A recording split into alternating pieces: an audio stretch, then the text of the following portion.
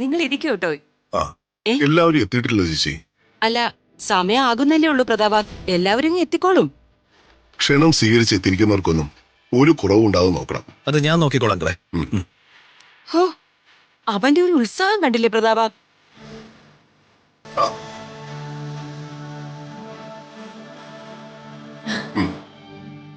ഉണ്ണി, അങ്കിളുടെ അനുഗ്രഹം വാങ്ങിക്കേ. എന്താ ഇത്? പ്രതാപൻ ഉണ്ണി ചെറുപ്പത്തിൽ കണ്ടതല്ലേ? അതെ, എത്ര പെട്ടെന്ന് ആ കുട്ടികളൊക്കെ വളർന്നു വലുതാകുന്നത്.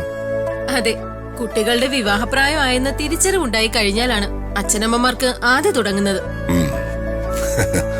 ഉണ്ണി, നിനക്ക് അംബികാന്റി ഓർമ്മയില്ലേ? ഉണ്ടമ്മേ, ചെറുപ്പത്തിൽ ഞാനിവിടെ വന്ന് നിന്നപ്പോ അംബികാന്റിയുടെ കയ്യിൽ നിന്ന് എന്തുമാത്രം തല്ലു വാങ്ങിയിട്ടുള്ളതാ. അതെ, അംബികയുടെ തല്ല് വാങ്ങിയിട്ടില്ലാത്ത ഒരു കുട്ടികളും നമ്മുടെ കുടുംബത്തിലില്ലല്ലോ. ആ, ഇത് ദീപക്, അംബികാന്റിയുടെ മകൻ. ഹായ് ദീപക്.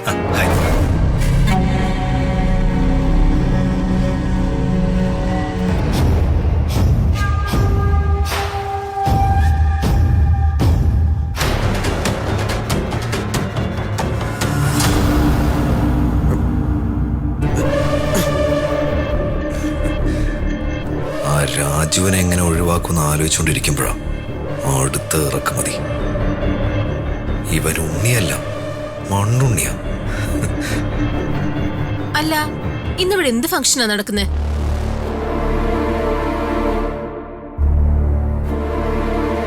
ഋതിക മോളെ കണ്ടില്ലല്ലോ, അവളെവിടെ?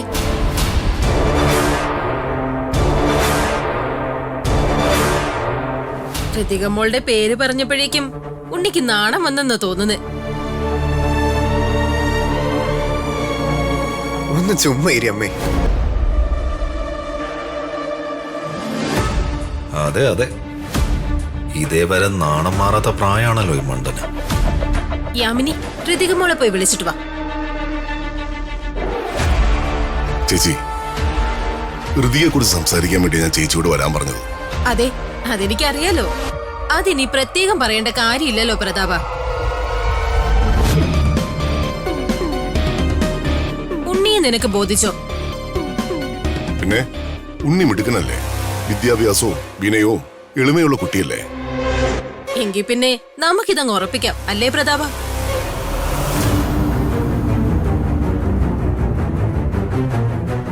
ചേച്ചി, അത് ഋതിയുടെ ജീവിതത്തിൽ സംഭവിച്ച ചില കാര്യങ്ങൾ ചേച്ചിയെയും എനിക്ക് വളരെ വേണ്ടപ്പെട്ട ചില ആളുകളെ അറിയിക്കാനാണ് ഞാൻ ശരിക്കും ഈ ഫംഗ്ഷൻ അറേഞ്ച് ചെയ്തത്.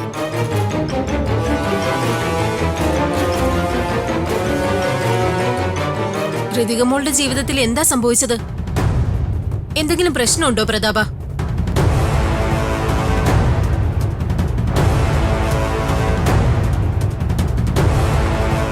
പ്രശ്നമുണ്ടോന്ന് ചോദിച്ചാൽ ഒരു പ്രശ്നമുണ്ട് ചേച്ചി.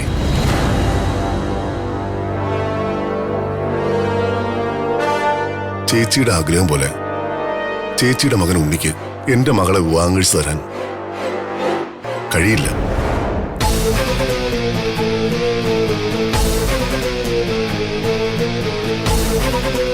കാരണം അവളുടെ വിവാഹം കഴിഞ്ഞതാ.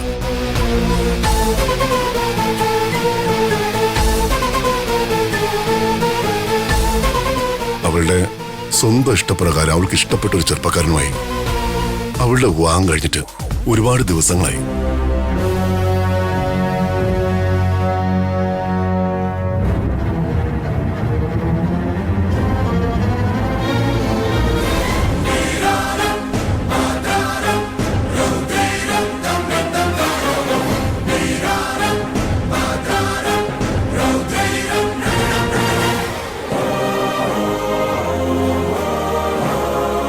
ഈ വേലക്കാരൻ ചെക്കനെയാണോ ഋതിക മോള് വിവാഹം കഴിച്ചത്?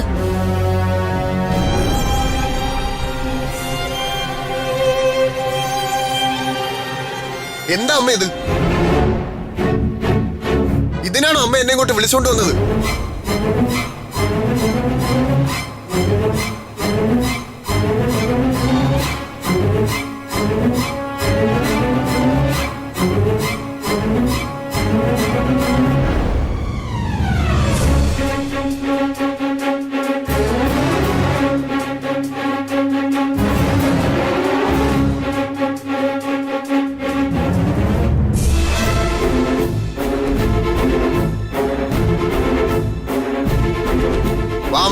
നമുക്ക് പോവാം.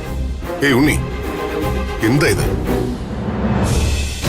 ഋതികയുടെ ജീവിതത്തിൽ സംഭവിച്ചൊന്നും ഞങ്ങൾ ആരോടും മറച്ചു വയ്ക്കാൻ ശ്രമിച്ചിട്ടില്ല. ഈ നാട്ടിലുള്ള ഒട്ടുമിക്ക ആളുകൾക്കും ഇവളുടെ വിവാഹം കഴിഞ്ഞ കാര്യം അറിയാവുന്നതാണ്. ഋതിക വിവാഹം കഴിച്ച ഈ നിൽക്കുന്ന രാജുവിന്റെ വീട്ടിൽ ഞാൻ ഉച്ചയൂണ് കഴിക്കാൻ പോയത് ന്യൂസ് ചാനലിലൊക്കെ വലിയ വാർത്തയായ കാര്യമാണ്.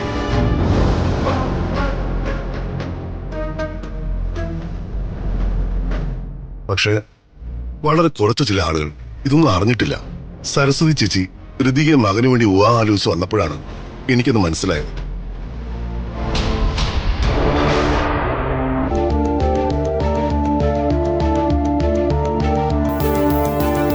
അതുകൊണ്ടാണ് എല്ലാവരെയും വിളിച്ചു വരുത്തി ഇങ്ങനൊരു ചടങ്ങ് നടത്തണമെന്ന് തീരുമാനിച്ചത്.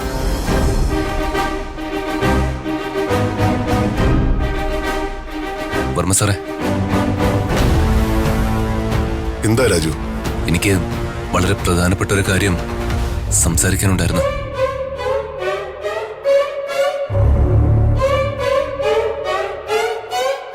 ഞാനിവിടെ അതിലും പ്രധാനപ്പെട്ട ഒരു കാര്യം സംസാരിച്ചുകൊണ്ടിരിക്കുകയല്ലേ.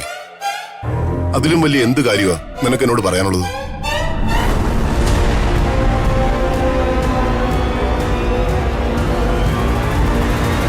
വർമ്മ സാർ പറയാൻ പോകുന്നതിലും പ്രധാനപ്പെട്ട ഒരു കാര്യ. ഞാൻ ആദ്യം വന്ന അതിഥികളെ കാര്യങ്ങൾ പറഞ്ഞൊന്ന് മനസ്സിലാക്കിക്കോട്ടെ. എന്താണെന്ന് വെച്ചാ നീ അതിനുശേഷം എന്നോട് പറഞ്ഞാൽ മതി.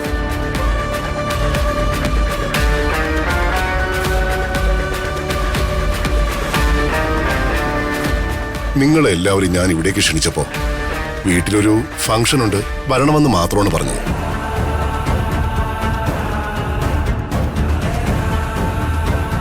എന്ത് ഫംഗ്ഷനാണെന്ന് ഞാൻ പറഞ്ഞിരുന്നില്ല.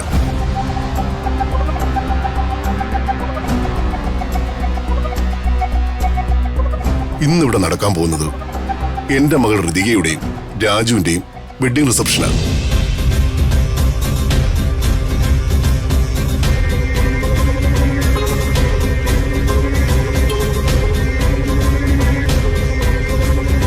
ചടങ്ങുകൾ അല്പം നേരത്തിനാൻ തുടങ്ങും.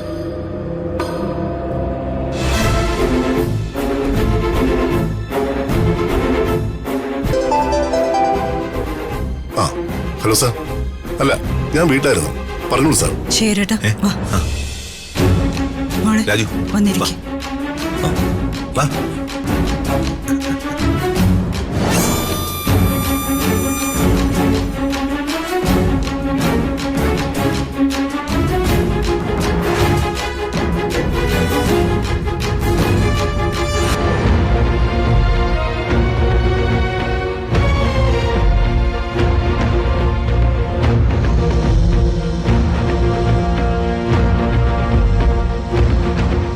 തെണ്ടിയുടെ ഇരിപ്പ് കണ്ടില്ലേ? ശരിയാക്കി കൊടുക്കുന്നുണ്ട് ഞാൻ അവനിന്ന്.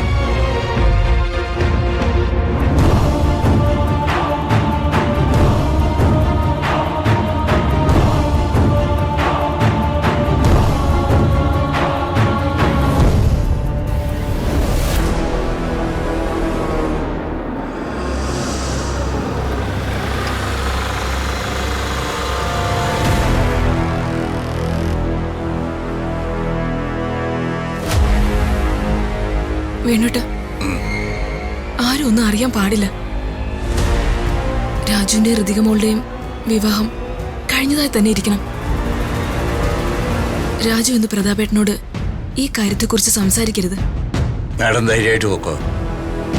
എന്റെ മകൻ വർമ്മ സാറിന്റെ മുമ്പിൽ വാ തുറക്കില്ല. ഇതെന്റെ വാക്കാ. അതിനുശേഷം നമുക്കവരെ പതിയെ കാര്യങ്ങൾ പറഞ്ഞ് മനസ്സിലാക്കാം. ശരി മാഡം.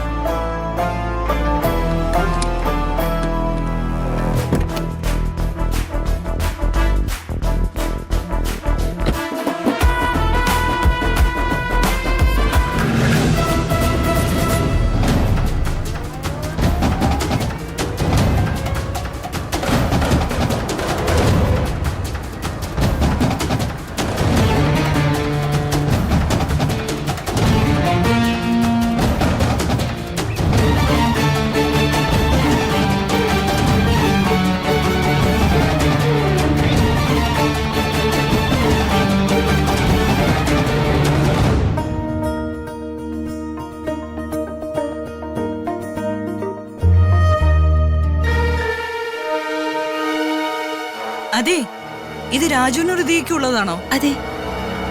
ഇത് ഞാൻ കൊടുത്തോളാം, നിങ്ങൾ അങ്ങോട്ട് ചെല്ലും. ഓക്കെ, വാ.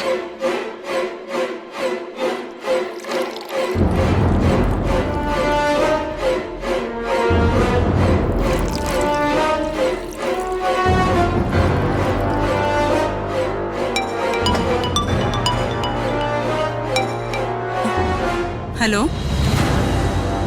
ജ്വല്ലറിന്നോ? ഏത് ജ്വല്ലറിന്ന്?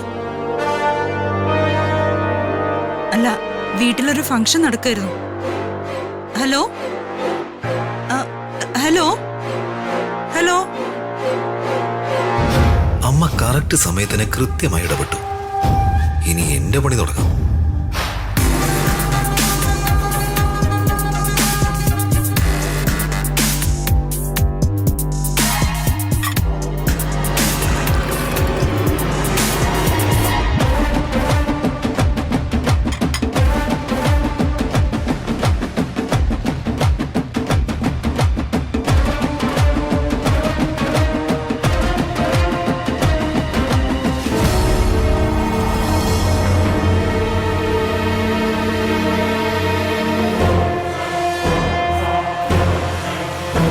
ഇത് മദ്യം മാത്രം മിക്സ് ചെയ്ത ജ്യൂസ് അല്ല രാജു. ഞാനിതിലൊരു പച്ചമരുന്ന് കൂടി കലക്കിയിട്ടുണ്ട്. ഇത് നീ കുടിച്ചു കഴിഞ്ഞാൽ പിന്നെ മിനിറ്റുകൾക്കുള്ളിൽ നിന്റെ തലയുടെ വെളിവങ്ങ് പോകും. പിന്നെ ഒന്നും നിന്റെ കൺട്രോളിൽ നിൽക്കില്ല രാജു.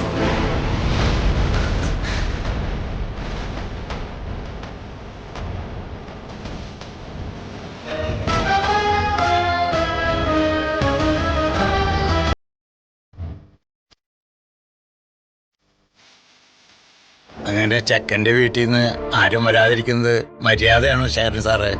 ചേച്ചിയുടെ സ്വഭാവവും ചേച്ചിയുടെ പെരുമാറ്റവും ഒക്കെ ഒരു പ്രത്യേക രീതിയില്. ഞങ്ങൾ 2 ആൺമക്കളെക്കാളും ഒരുപാട് കൊഞ്ചിച്ച അച്ഛനും അമ്മയും ചേച്ചിയെ വളർത്തിയത്. ചേച്ചി എന്തെങ്കിലും പറഞ്ഞ ദയവ് ചെയ്ത് വേണ്ടിട്ടത് കാര്യമാക്കരുത്. ചേച്ചിയുടെ കാര്യം ഓർത്ത് നിങ്ങൾ ആരും ഇവിടേക്ക് വരാതിരിക്കരുത്. രാധമ്മയോട് ഞാൻ നേരിട്ട് വന്ന് എല്ലാ കാര്യവും പറഞ്ഞോളാം. രാജു ഋതികയെ വിവാഹം കഴിച്ചത് സത്യത്തിൽ എനിക്കും യാമിനിക്കും മോക്കും വലിയ സന്തോഷമാണ്. ചേട്ടനെ വിവാഹം അംഗീകരിച്ച പിന്നെ നമ്മളൊന്നും ചിന്തിക്കേണ്ട കാര്യമില്ല വേണോട്ടാ. രാജു മിടുക്കന. ഋതുമോളെ അവൻ പൊന്നുപോലെ നോക്കും. ഞങ്ങൾക്ക് അത് മതി. എല്ലാവരും ഋതിക മാഡത്തിൻ്റെ ഭർത്താവായി രാജുവിനെ അംഗീകരിച്ചു. പക്ഷെ എൻ്റെ മകൻ്റെ മനസ്സിൽ അങ്ങനെയൊന്നുമല്ല. ആ കാര്യം വർമ്മ സാറിനോട് തുറന്ന് പറഞ്ഞ പാവം ഋതിക മാഡം. എല്ലാം എൻ്റെ തെറ്റാ. കഷ്ടപ്പാടിലും ബുദ്ധിമുട്ടിലും വളർന്നു വന്ന അവനെ സത്യത്തിന് വിപരീതമായി ഒന്നും ചെയ്യരുന്ന് പഠിപ്പിച്ചത് ഞാനാ. എന്താ വേണോട്ടാ? ശേഖരൻ സാർ ഇങ്ങനെ എൻ്റെ ചേട്ടാന്ന് വിളിക്കില്ലേ? പിന്നെ വേണോട്ടിന് ഇങ്ങനെ വലിയ വലിയ വാക്കുകളൊന്നും പറയാതെ ഇങ്ങ് വന്നേ. ശേഖര, ശേഖര, ചെക്കനും പെണ്ണിനും ഉള്ള ജ്യൂസ് എടുക്കാൻ പോയ യാമിനി എവിടെ? അവള് കിച്ചണിലില്ലേ? ഇല്ല. ഞാൻ പോയി നോക്കാം. ആ, അവളാണെന്ന് തോന്നുന്നു. പുറത്തു നിന്ന് ഫോൺ ചെയ്യുന്നുണ്ട്. നീ പോയേ അവളെ വിളിച്ചോണ്ട് വാ. ഞാൻ പോയി അവളെ വിളിച്ചോണ്ടുവരാം. ചേച്ചി അവർക്കുള്ള ജ്യൂസ് എടുത്ത് കൊടുക്ക. ഏയ്, അത് ശരിയാവില്ല. അവർക്കുള്ള ജ്യൂസേ യാമിന് തന്നെ കൊടുക്കട്ടെ. അവൾക്ക് അതൊക്കെയല്ലേ ഒരു സന്തോഷം. ശരി വേണോട്ടാ, ഞാനിപ്പോ വരാം. ശരി. അല്ല, രാജുവിന്റെ അച്ഛൻ ഇങ്ങനെ നിന്നാൽ എങ്ങനെയാ? വന്നിരിക്കേ. സാരമില്ലേ മാഡം, ഞാനിവിടെ നിന്നോളാം. അങ്ങനെ പറഞ്ഞാൽ എങ്ങനെയാ? രാജുവിന്റെ അച്ഛൻ ജ്യൂസ് കുടിക്കാതിരുന്നാൽ എങ്ങനെ ശരിയാവും? ദേ, ഒരു ജ്യൂസ് കൊടുക്ക. എടുക്ക, കുടിക്ക. അല്ല, ഭാര്യയും മക്കളൊക്കെ വരുന്നുണ്ടായിരിക്കും അല്ലേ? ഇല്ല. അയ്യോ, അതെന്താ? അവർക്കൊരു പനിക്കോള്. ആണോ? കഷ്ടായി പോയി. അംബിക മാഡം, ആ, സാറ് വിളിക്കുന്നു. ഒരു മിനിറ്റ്, ഞാനിപ്പ വരാമേ. ആ,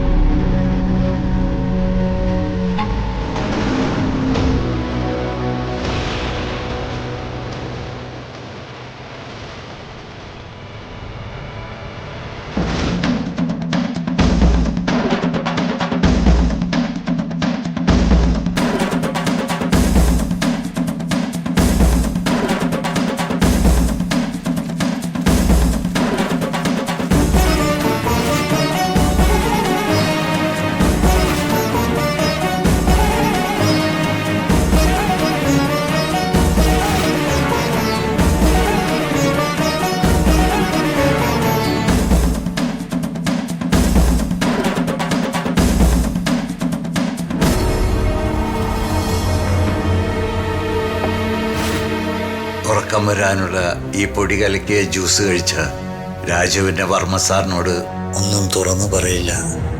ഈ ജ്യൂസ് ഞാൻ തന്നെ അവർക്ക് കൊണ്ടേ കൊടുക്കുന്നതാ നല്ലത്. വേണുട്ടാ, ആ, എന്താ വേണുട്ടാ? അല്ല, കുട്ടികൾ അവിടെ ദാഹിച്ചു നിൽക്കണേ, അവർക്കുള്ള ജ്യൂസ് കൊടുക്കാന്ന് വിചാരിച്ചു. അയ്യോ, അതൊക്കെ ഞാൻ നോക്കിക്കോളാം. വേണോട്ട് ചെന്ന് ഹാളിലേക്ക് ഇരിക്കും.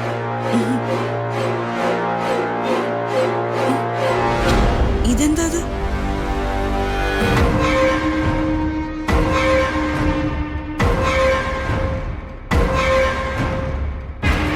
ദൈവമേ, ഗ്ലാസ് മാറി ഞാൻ കലക്കിയ മരുന്നുള്ള ജ്യൂസ് പ്രതികാമയുടെ കുടിക്കോ?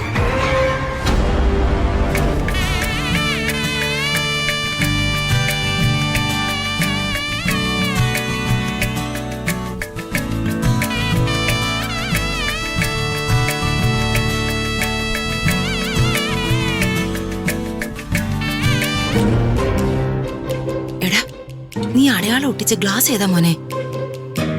അമ്മേ, അതാ അമ്മേ ഞാനും നോക്കുന്നത്. ബെസ്റ്റ്. എടാ, നീ ഈ പ്ലാനും കുളമാക്കോടാ ദീപകെ. അമ്മേ, ഇതൊക്കെ ശ്രദ്ധിച്ച് ഉത്തരവാദിത്തത്തോടെ ചെയ്യേണ്ട കാര്യമല്ലേ?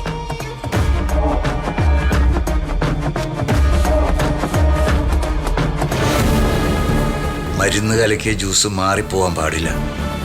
എന്തെങ്കിലും ചെയ്യണം. സോറി അമ്മേ, കുറച്ച് ലേറ്റായി പോയി.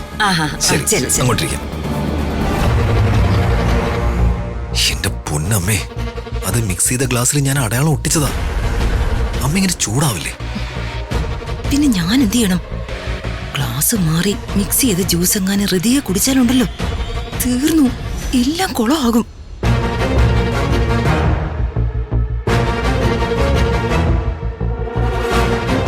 നീ ഏത് ഗ്ലാസ്സിലാടാ മദ്യം കലക്കിയത്? ഒരു പിടിയും കിട്ടുന്നില്ലല്ലോ ദൈവമേ, എന്ത് പറയും?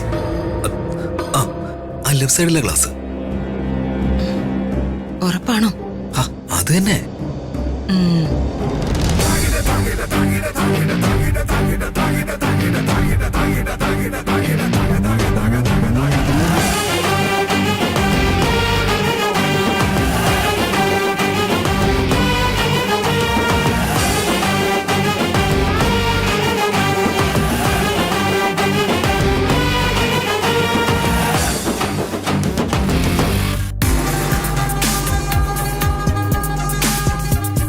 മാഡം, വിശേഷങ്ങൾ പറഞ്ഞു തീരാൻ നോക്കിയെന്നാലേ കുട്ടികൾക്ക് പച്ചവെള്ളം കുടിക്കാനുള്ള സമയം കിട്ടില്ല.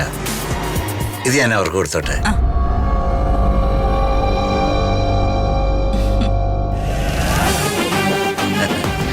അതെ, ഒന്ന് മാറിക്കേ. ആർക്കൊന്നും തോന്നല്ലേ, കുട്ടികളെ ഒന്നും കഴിച്ചിട്ടില്ല, അതുകൊണ്ടാ.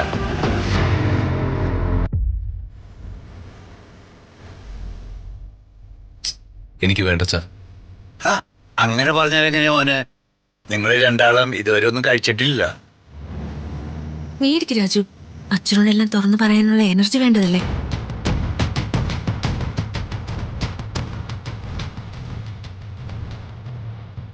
തന്നെ കിളവൻ എല്ലാം നശിപ്പിച്ചു.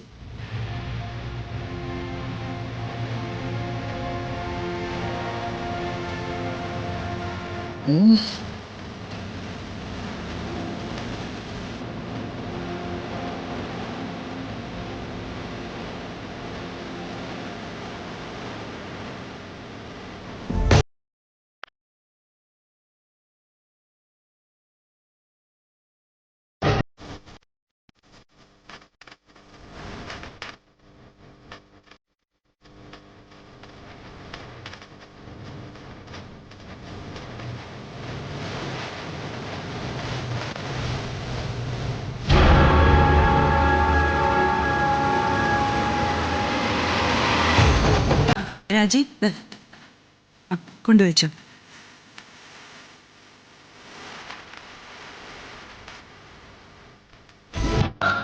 ചേട്ടാ, അത് നമുക്കേ കേക്ക് മുറിച്ച് പ്രോഗ്രാം സ്റ്റാർട്ട് ചെയ്താലോ? ആയിക്കോട്ടെ. രാജു വാ, മോളെ.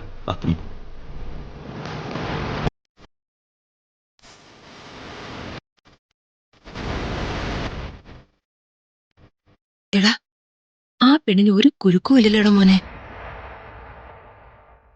നീ ശരിക്കും ആ ജ്യൂസിൽ പറഞ്ഞതുപോലെ തന്നെ സാധനം കലക്കോടാ. കലക്കിയിരുന്നമ്മേ. എന്നിട്ട് അവൾക്കൊരു ചലനവും ഇല്ലല്ലോടാ. ദേ, അവള് തല കറങ്ങി താഴെ വീഴുന്നതിന് മുൻപ് ഞാൻ ആ സരസ്വതിയെ പിരികേറ്റി ഒരു വഴക്കുണ്ടാക്കാൻ പറ്റുമോ നോക്കാം.